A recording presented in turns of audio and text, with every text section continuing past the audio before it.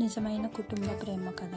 ఒక ఊరిలో రాఘవ, అతని భార్య సీత మరియు వారి కొడుకు అర్జున్ ఉండేవారు. వారి జీవితం చాలా కష్టంగా ఉండేది, కానీ వారు ఎప్పుడూ ఆనందంగా జీవితాన్ని గడిపేవారు. ప్రతిరోజు రాత్రి ముగ్గురు కలిసి భోజనం చేసేవారు. రాఘవ ఎప్పుడూ ఒక మాట చెప్తూ ఉండేవాడు: డబ్బు ముఖ్యం కాదు, కుటుంబమే నిజమైన సంపద అని. ఇలా ఉండగా వారికి ఒక సమస్య ఎదురైంది. ఒకరోజు రాఘవ తన ఉద్యోగాన్ని కోల్పోతాడు. ఇంట్లో ఆర్థిక సమస్యలు మొదలవుతాయి. ఇంట్లో ఒత్తిడి పెరుగుతుంది, కానీ సీత ఎప్పుడూ అతనికి ధైర్యం ఇస్తుంది. మనం కలిసి ఏ సమస్యనైనా ఎదుర్కొందామని తోడుగా ఉండేది. రాఘవ చిన్న పనులు చేస్తూ కుటుంబాన్ని నడుపుతాడు. ఇంకో పక్క సీత ఇంట్లో అదనపు పనులు చేస్తూ సహాయం చేస్తుంది. ఎంత కష్టమైన పరిస్థితిలో ఉన్నా తన కొడుకును బాగా చదివించేవారు.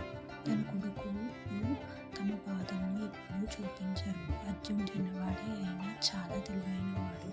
ఇంట్లో కష్టం చూసి ఒక నిర్ణయాన్ని తీసుకుంటాడు: నేను బాగా చదివి వాళ్ళని గర్వపడేలా చేస్తాను.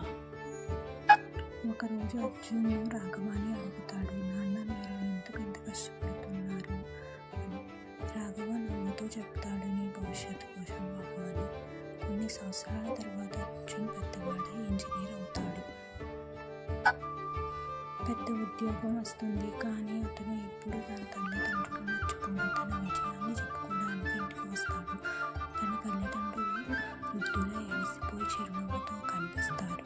అర్జున్ వాళ్ళని గట్టిగా దక్కుని అర్జున్ తన తల్లిదండ్రులను తనతో పాటు నగరానికి తీసుకుని వెళ్తాడు. వాళ్ళని బాగా చూసుకుంటాడు.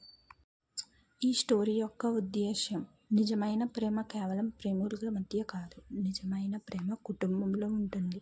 తల్లిదండ్రులు ఎప్పుడూ స్వార్థం లేకుండా త్యాగం చేస్తారు.